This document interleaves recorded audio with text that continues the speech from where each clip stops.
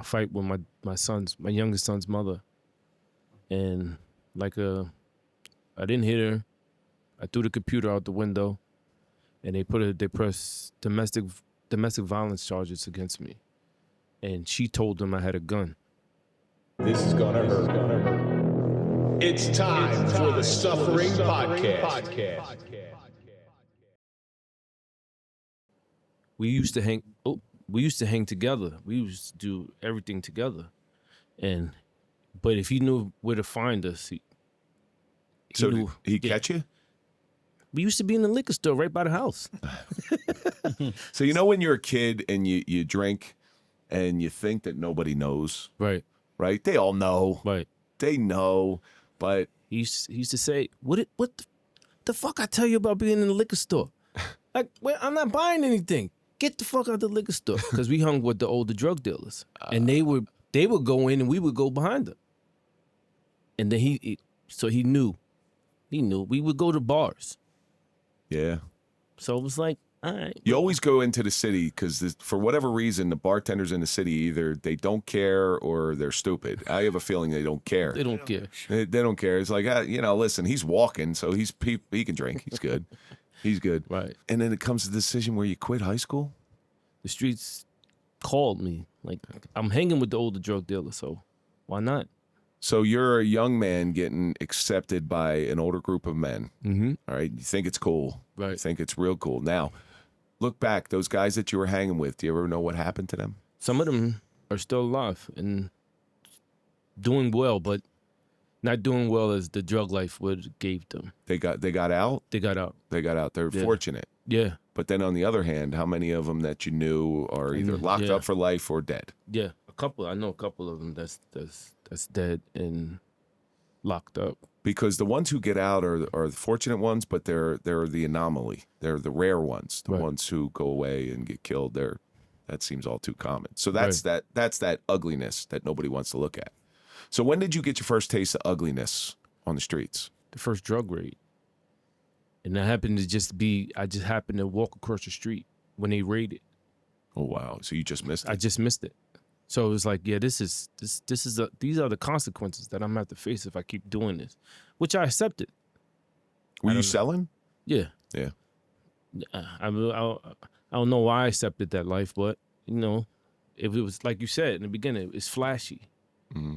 and then after a while that layer pills, and then you everything you got from selling drugs, they take it away from you, and you're like, the fuck did I get? What did I do this for? Now I got to sit in this place for however long.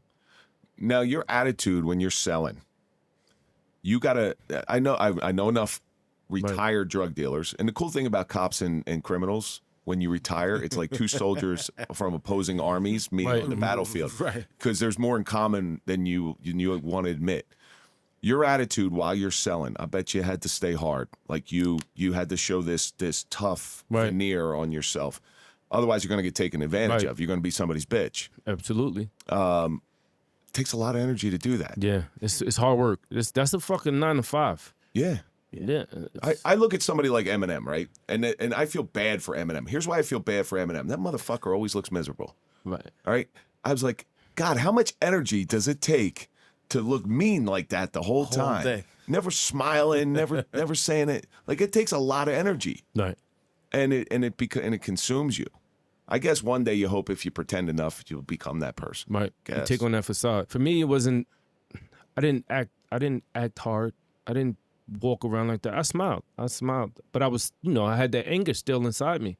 But I didn't want to be the hard guy nobody messes with or nothing. No, I just wanted to make money. I wanted to make money, keep everybody happy. That's how I felt. Like, and you did probably. Right. You did. What were you selling? I was selling coke. You're selling coke. Oh, Yeah, so you're high end stuff. Yeah. Still sounds cool. Yeah. The what? He said I do. He said I still do it. Stolen out of the store. No, I'm not kidding. Yo, stop, bro. Stop saying that. I'm only kidding, Mrs. Well, little do you know that's not gray in your beard, right? Okay. Is that coke or your head club? Yeah, it just gets caught in your beard. That's Yeah. what happens when you grow a little long. Did you ever sell to somebody who you're like, maybe I shouldn't have sold to them, or you'd sell to anybody? No, I didn't sell to anybody. I didn't sell to any and everybody. You had a select clientele. If you were my family, I didn't sell to you. Okay. What about children? Cocaine to children. I never seen a child buy drugs. Oh, you got to come down to Atlantic City. Yeah, I definitely do. Maybe I can make some money there. No, I'm just messing with you.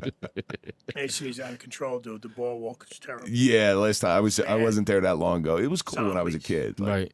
That's my area. So Boardwalk was nice when I was a kid. You know, there was never a place in Atlantic City I was afraid to go. Well, except the inlet. You don't go to the inlet at night. Not if you're white. You don't. It was like, even my black friends were like, "No, you gotta go. You gotta go home now." I didn't know. That's just funny that you said that. I didn't sell drugs to children, but if there was dogs around, I'd definitely sell drugs to a dog. I sold drugs in Texas. I didn't care. Nah, I didn't care. That just makes you a good businessman. Children were off limits, but if there were dogs or cats around, if they wanted something, I'm the man. I would get to. Well, Jason, what did you sell? Pretty much everything. You sold everything. Yeah, pretty much. Weed, cocaine, dope, crack, ecstasy. Yeah. Pretty much. Yeah. And what era did you sell crack? Because I'm always interested in the crack trade because apparently it was very lucrative. Very. Crack came out in the 80s, so I was doing that about In the 90s? 93.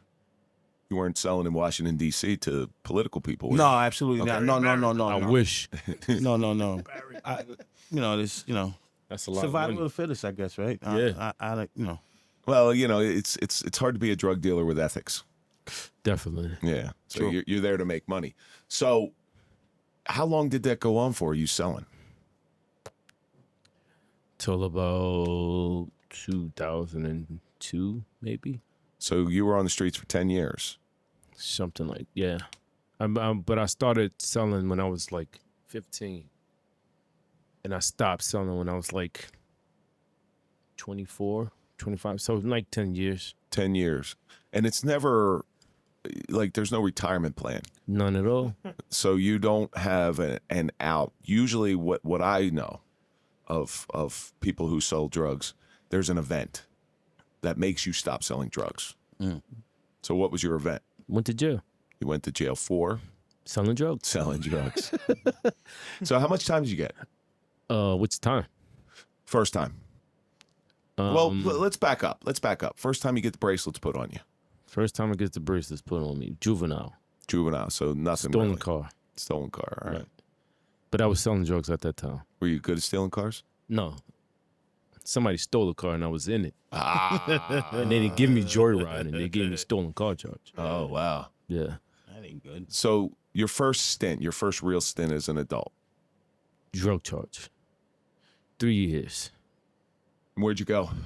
Kitty camp. Annandale. In Dale. I often hear this. I've never been locked up. Right. I often hear this, that you're as reformed as you're ever going to be first time that door hits.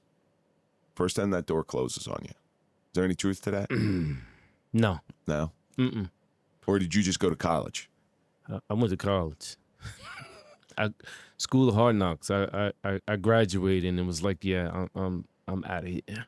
Yeah, so there's a great line in that movie Blow with Johnny Depp, Right. where he goes and he's actually in the cell with Carlos Leander, who was still somewhere in the United States and nobody really knows where he is. Right.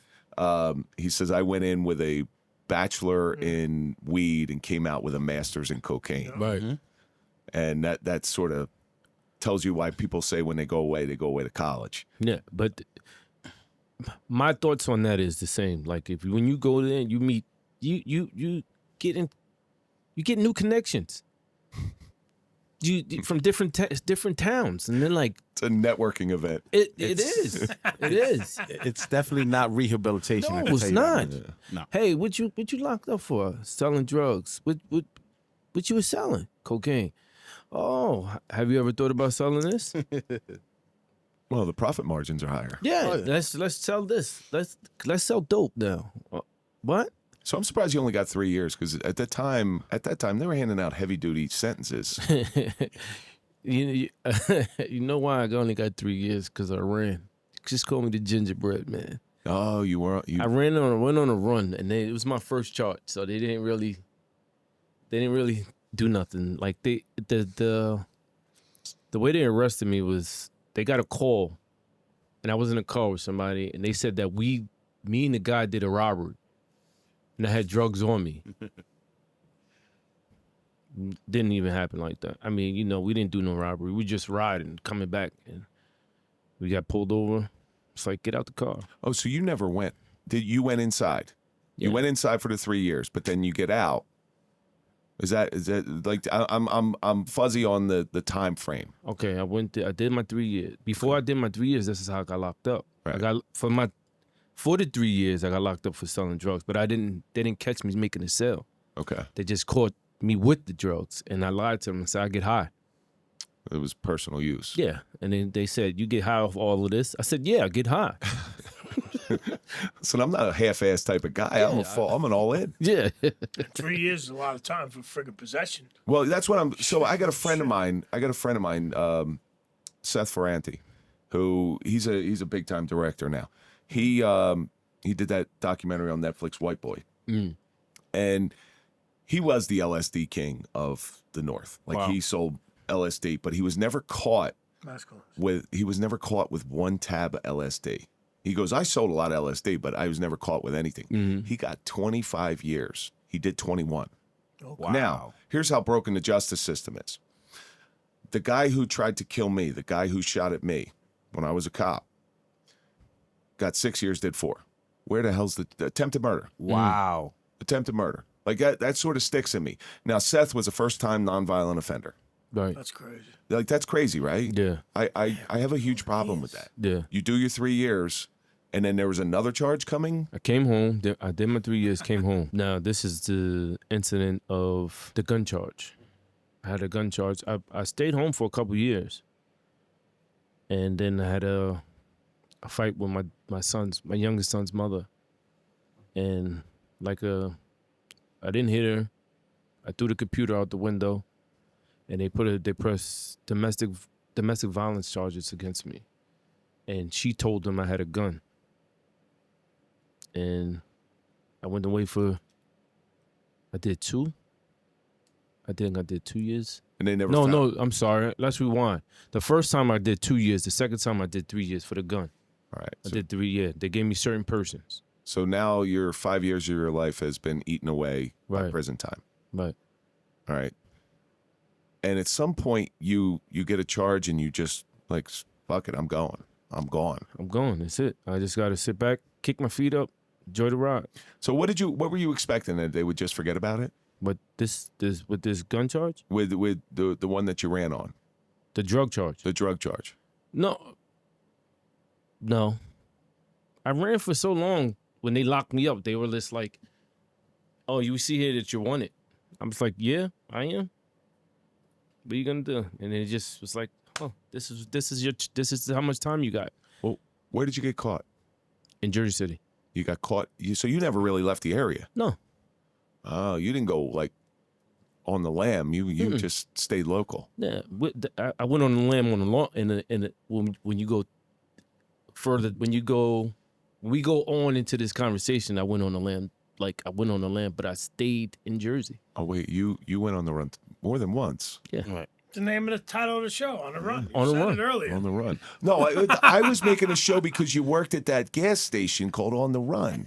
I didn't know you left that. Dude, that's not how you sold this to me, Stu. So you just when each prison stint you do, you come out and you hit the ground running. as soon as you give me bail, I'm out. Bunnies. That's it. Cause I already know how much time you talking. I'm not. No, I'd rather run for that time. Well, so you said you have some little ones. Yes. How many? You have 4 kids. 4. At this time, how many kids you have? When I was on which let me see, 2. You have 2 kids, and they didn't pull you back. They didn't make you think twice about this stuff. Nope.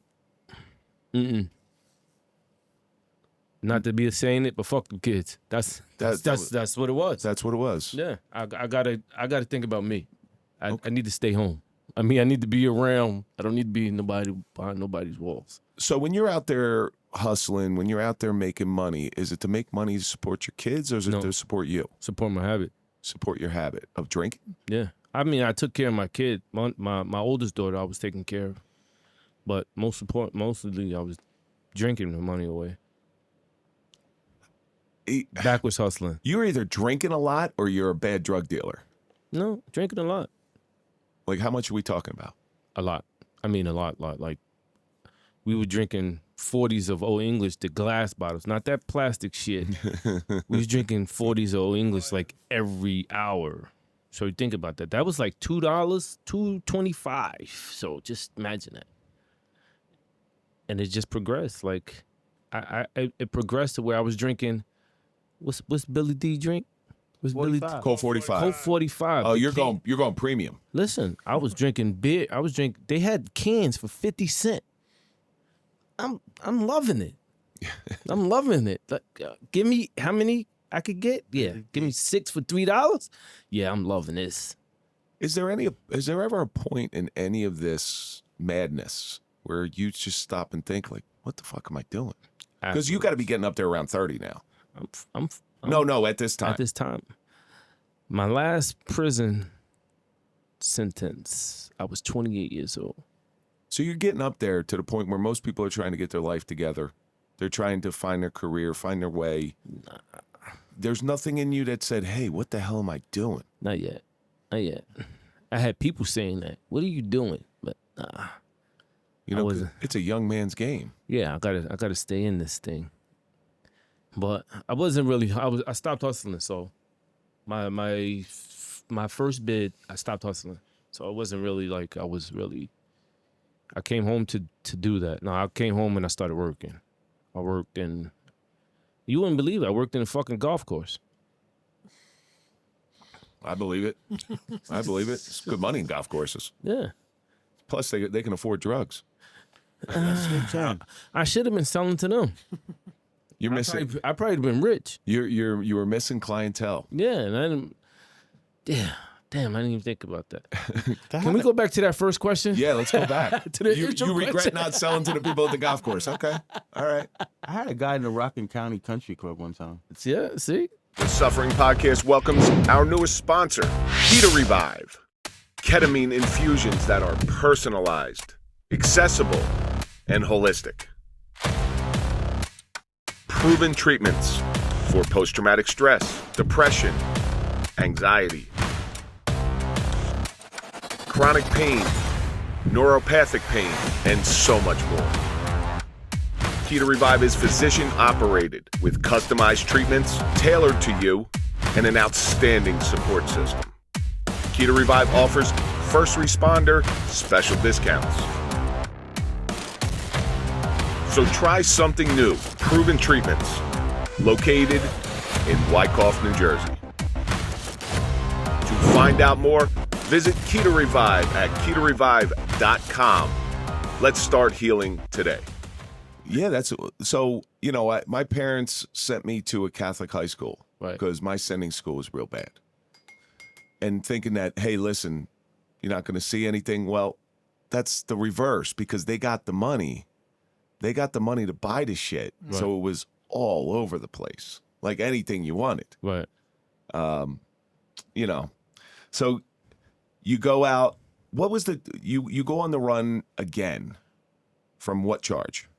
Hold on. I went on the run from the drug charge. But then you got caught and you got put in. I got put in, came home, stayed home. I got locked up with the gun charge.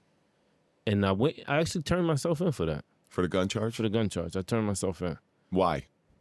Because I had my son, my youngest son. Kids have a way of doing that shit. Yeah, and fucked me up. Like I want, and then, my father and them put their bail money on the line. I was like, shit, I can't run now. You finally kick your ass still.